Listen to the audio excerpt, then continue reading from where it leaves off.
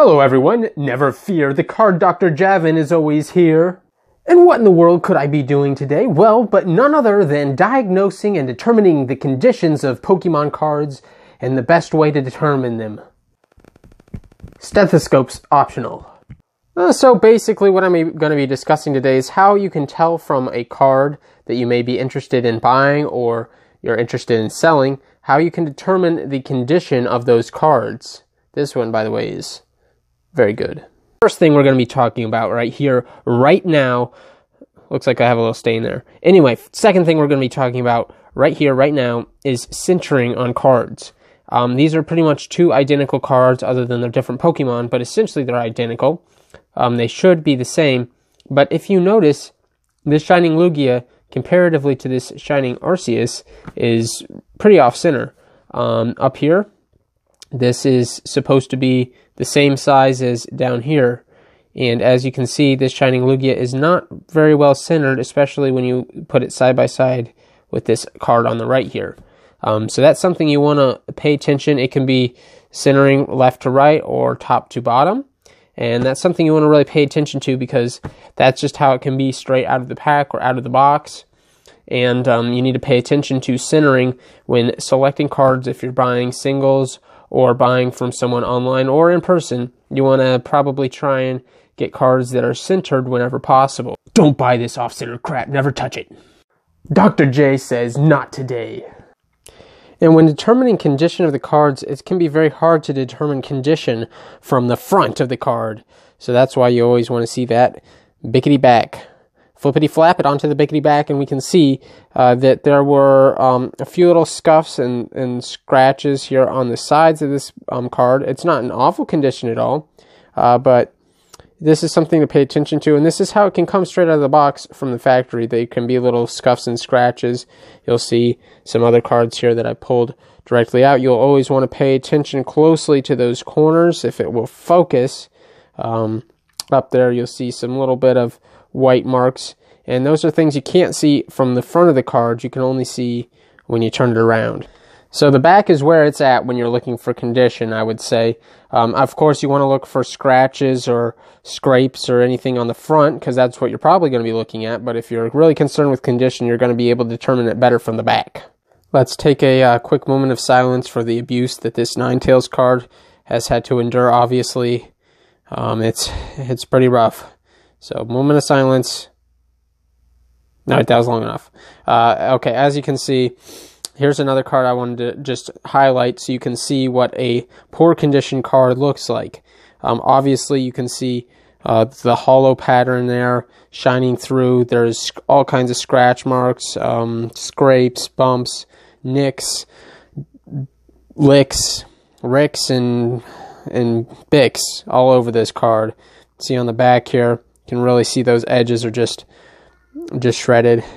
Looks like someone got hungry there and took a little bite out of a card. So something like this obviously is not going to be nearly the value to a collector or pretty much anyone that a good condition one. In fact, this one is, I would pretty much consider this card worthless, other than it's, cool because it's old. The doc says there ain't no fixing this one. This is past its life. Rip Ninetales. Talking about condition, I'd say there's very few cards that are actually worth anything that are maybe not in mint or good condition. And this Charizard is one of those cards. Just because so many people want it, they'll be willing to pay a little bit less for one that's not in good condition. You can see down here, edges not great. Obviously not as bad as that Ninetales, but it's not great. It's still a very cool card, and you can see the hollow foil there is scratched up a little bit. So this is one of the few cards that still holds value if damaged, I would say. Obviously not as valuable, nearly as valuable as a, mint 8, mint 9, mint 10, or whatever.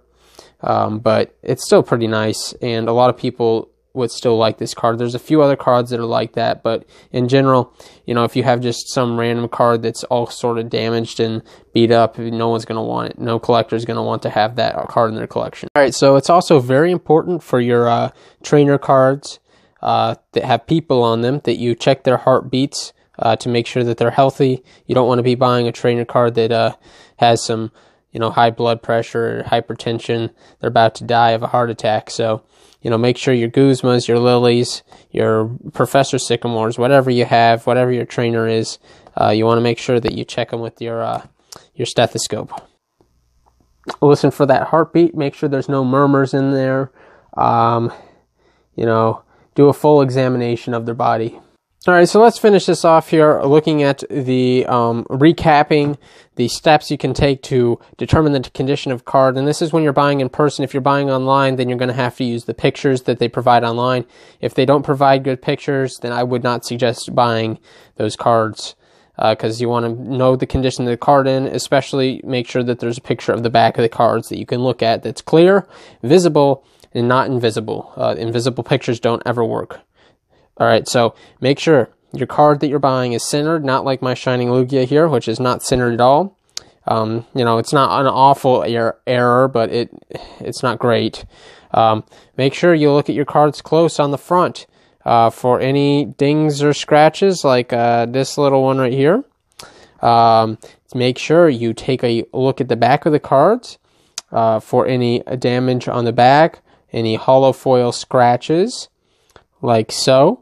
And then it's very important that you take a look at the back of the card for the corners, the condition the corners are in, any little white marks around the edges, like so, to determine the condition of the card, because you don't want to have any damaged cards you're buying unless you're looking to buy something for cheap. And then you also want to make sure that your trainer cards have a heartbeat. If you're buying in person and you know these things to look out for, sometimes you can get a better deal maybe on a card if you notice some flaws with it. If you point out maybe that it's off-centered, or you see a scratch or some scuffs on the back, then you can point that out. Oh, one last thing for you people. All right, one last thing right here, and this is another situation where the sun can come in importance. All right, take a look at that Pokeball up there, and you can see some little scratching on the wax coating of the card. Nothing major, but this is a situation where if you're in the dark, let me go in the dark here, back here next to all these cords, you're never going to see that. But you need a bright light. I would suggest as bright as the sun or brighter, to determine if the wax is in good condition. You're not going to be able to see online if there are scratches like that. All right, everyone, this has been Dr. Javin's first course on, that's hurting my head, on, now I can't hear, on card condition. Let's take this off. On card condition and determining how you can tell the condition of a card when buying or selling. This is my first course. Next course is going to cost you $100,000. So stay tuned for that.